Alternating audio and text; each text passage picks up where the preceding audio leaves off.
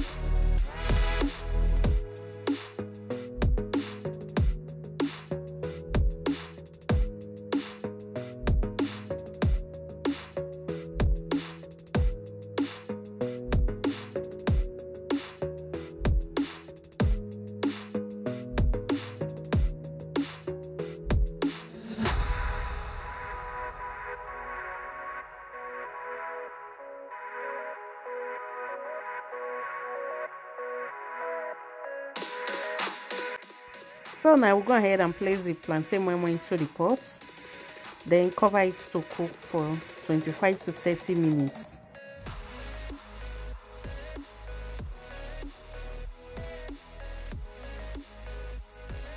So guys, plantain moi moi is ready.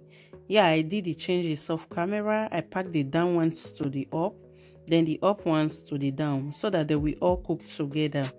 Alright guys, if you enjoyed this video, please give this video a like, share and leave a comment. Subscribe if you have not yet. Turn on your notifications so you'll be the first to be notified whenever I upload new video. Alright guys, I hope to see you in my next video. Bye and stay blessed.